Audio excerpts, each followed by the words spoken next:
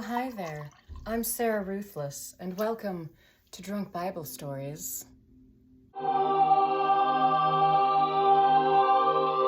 Today, we will be defiling the book of Genesis, chapter fucking something. 25-ish. Most people would probably refer to this as the story of Jacob, but let's be real. Rebecca and Rachel are the main characters. Come on, grow up. So just a real quick recap.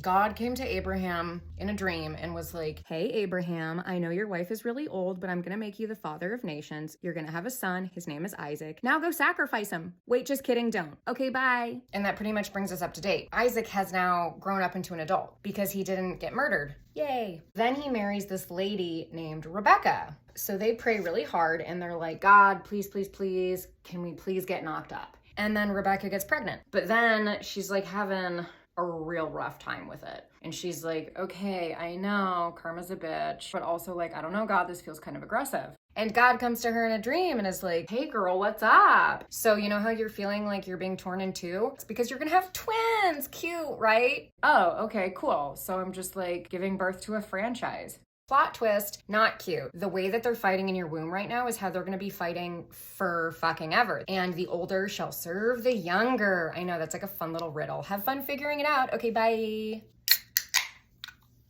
Really, dude? And then she has the babies. And the first one comes out and is covered in red hair. So they name him Esau, which means baby covered in a bunch of fucking red hair. And the second baby comes out grasping Esau's heel. And so they name him Jacob, which I guess means baby that grasps at shit. They were clearly just super creative with baby names back then. So the kids grow up and pretty quickly the parents pick favorites. Isaac loves the shit out of Esau. He's just the doodliest dude who ever duded.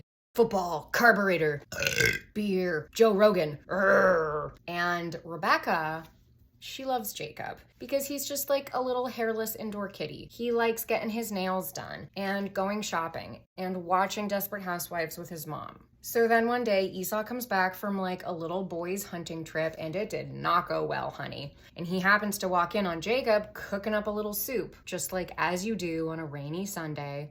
And Esau comes in and he's like, girl, I am so fucking hungry. I would literally sell my inheritance for a bowl of soup. And Jacob's like, how about you literally do that though? Give me your inheritance and then I'll give you soup. What the fuck, bitch? That's my inheritance or whatever. You know what? I'm hungry. Give me soup. And then that's what happens. It's never fucking explained though. How does this business of trading inheritances work? No one's documenting this shit. There's no notary present. It just feels real sloppy. You know what I mean? Anyway. Shut up. Anyway, oh my God. Ugh. I'm not even that drunk yet. So then some more time passes and Isaac, he's on his deathbed. He's like, Rebecca, bring in my boys. I need to give them their inheritance or whatever. And Rebecca is like, wait a minute. God specifically told me in a dream/prophecy situation that the older would serve the younger. And frankly, God does not have a great track record when it comes to making shit happen that he promised. It literally always requires some human involvement. And she's not wrong. So she calls over Jacob and she's like, baby girl, it is showtime. Your dad is dying. You need to go in there and pretend to be your brother so that you can get all of the inheritance that would have otherwise gone to fucking what's his face, Esau. Okay, first of all, I absolutely love this look on you. Second of all, I look fucking nothing like my dumb brother. How are we gonna trick him? Honestly, your dad's an idiot and he's blind as fuck. We're just gonna strap some goatskin down to your arms. He won't even fucking notice. You know best. And then that's exactly what happens. Jacob disguises himself as Esau, sneaks over to his dad's deathbed and is like, hey, daddy. And Isaac's like, oh, my bad. I mean, Hey, Dad. Clearly that's you. Oh, and look, your arms are all hairy because apparently those are the only defining characteristics I know of my children. Pff, world's greatest dad over here. Anyway, I'm about to die. Let me give you your blessing. I'm gonna bless you with riches for days. Everyone's gonna wanna be you. You're just gonna have like the most blessed fucking life ever. It's gonna be out of control. I love you. All right, now get the fuck out of here. Send in your piece of shit little brother. And Jacob's like, bet. And I guess Esau must have been walking by or something and was like, oh shit, is my dad dying? Fuck, I gotta get in there and get my fucking blessings. So he walks in there and he's like, Dad, it's me, Esau. What the fuck? Okay, listen, this is literally not my fault. Your brother, I am now realizing, totally disguised himself as you. No one in the world could have figured out his disguise. It was too tricky. But essentially what I'm trying to say is that we done been bamboozled, son. Well, fucking shitballs, Dad. Now fucking what? Listen, son, you know how it be. I can't give the same blessing twice according to the laws of blessings that I'm making up on the fucking spot. So I guess the best I can give you is like, I don't know, you're gonna have a great personality and like build lots of character. Okay, bye. And then Isaac like totally dies. Jacob! And then he decides to like hunt Jacob down and kill him. But Mama Rebecca gets wind of this and she's like, abso-fucking-lutely not on my watch, bitch. Jacob, get your cute little ass over here. Listen, your brother, what's his face? He's being a piece of shit again. You're gonna need to go to my brother Laban's house. He lives a couple towns over. Just stay there until Esau like cools his dick off or whatever. So then Jacob goes into the desert. He gets like halfway there, has to stop, take a little nap. And then he has this dream. All of these angels from heaven show up in the desert and they're like, look, there's this like giant ladder. It's a symbol for how you're gonna have descendants they're gonna be like so many of them that they're gonna be like enough to like fill a ladder from heaven to earth. This is such a cool analogy. We spent a really long time coming up with this. They're gonna make movies out of this shit someday. We hope you like it. Okay, bye. And then Jacob wakes up and he's like, fuck, I gotta stop eating weed gummies before bed. So then Jacob ends up in the land of Laban or whatever. And he gets to this well. And then he sees this little girl there. Hot damn. I don't know if it's the desert or what, but you're looking mighty fine, you underaged child. I'ma marry the fuck out of you. What's your name? I beg your fucking pardon? My name's Rachel, you fucking weirdo. I'm gonna tell my dad about you. Oh shit, who's your dad? His name's Laban, and he's a notorious asshole. Get the fuck out of here. That's exactly who I came here to live with. Well, that did not go as planned. So then Jacob follows this child home and is like, Laban, you're my uncle, I'm your nephew. Oh my God, can I marry your child's daughter? And Laban's like, whoa. You're gonna have to work for that ass, son. I felt gross just saying that. I'm so sorry. Okay, name your price. Work for me for 7 years. And so then Jacob does. He works for him for 7 years. And then it's time to like finally get married. The bride comes out heavily veiled, and then everyone gets piss fucking drunk. And then the next morning, Jacob wakes up and he's like, okay, sweetie, like we've already like done it. You can take off your veil now. And then she takes off her veil and Jacob's like, what the fuck? You're not Rachel, you're Leah, her way less hot older sister. And then he goes to Laban and he's like, what the fucking fuck balls, you piece of fucking fuck? And Laban's like, plot twist, bitch. We actually have this like cute little rule in our culture that you can't marry off the younger daughter until you've married off the older ones. So you get Leah first. Womp womp. If you want to marry Rachel, you're gonna have to work for me for another 7 years. Well, son of a bitch, I done been bamboozled. People really think this is the inspired word of God? This is like a bad soap opera. So then that's what happens though. Jacob works for Laban for 7 more years. And then he finally gets to marry Rachel. And he's like, hell yeah, I finally married that hot kid I was attracted to 14 years ago. Ugh, I don't know, man. It's your fucking book club. Ugh. So then some time goes by and Jacob just like has 2 wives and they immediately get into a rather vicious who can have more babies contest. God sees that Jacob clearly likes Rachel a lot more than he likes Leah, and he like feels bad for her. So being the nosy bitch he is, he totally intervenes and he opens up Leah's womb with the clear implication that he is closing up Rachel's. So Leah right away just pops out like 3 babies. 4 babies? 3 babies. I don't know. A bunch of fucking babies. And Rachel can't have any babies at all. And she's like, well, this is fucking bullshit. So she does the only thing she fucking can do. Hey, hubby, here's my handmaiden. Her name is Bilha. Let's just call her Billie for short. Can you fuck her and then have a baby with her? And then it'll be like, we're having babies. Hall pass? Hot. So Jacob fucked Billie and ended up having 2 more sons. At this point, Leah's starting to feel a little jaded. Okay, not fair. I gave you 4 sons and now I'm all babied out. Jacob, can you fuck my handmaiden? Her name is Zilpa. We'll call her Zilly for short. Oh my God, another hall pass? Hot. And then he fucks Zilly, and she has a son. And then she has a daughter named Dinah. We will be circling back to that later. So then, like, some more time passes, and Rachel's like, God, can you please just let me get fucking knocked up already? And God's like, okay, boop, there you go. Finally. And she names him Joseph. And we will also be circling back to that later.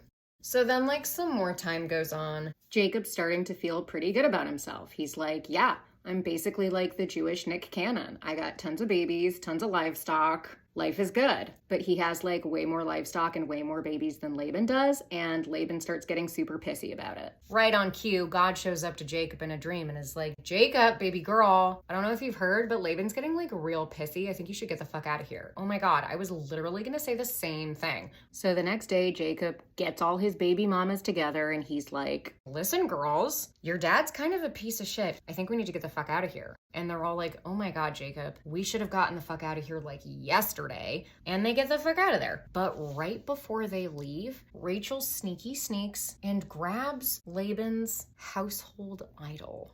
It's never actually specified what the idol looked like, so personally I like to imagine that it was the chill cow god. So then they hit the road or whatever. After a couple days, Laban gets wise, chases after them, catches up, and is like, first of all, how dare you? Second of all, you took my household idol. You knew that thing was my favorite. You just did that to hurt my feelings. And Jacob is like, excuse me? I dare you to go through all my fucking shit. And if anyone has your idol, I will literally kill them right now.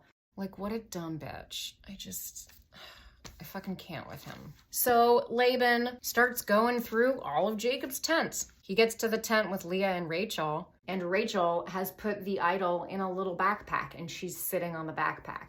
And Laban's like, what? You're not even gonna stand up and hug your dad? And here is where I believe we get our first documented evidence of someone who menstruates using it as an excuse.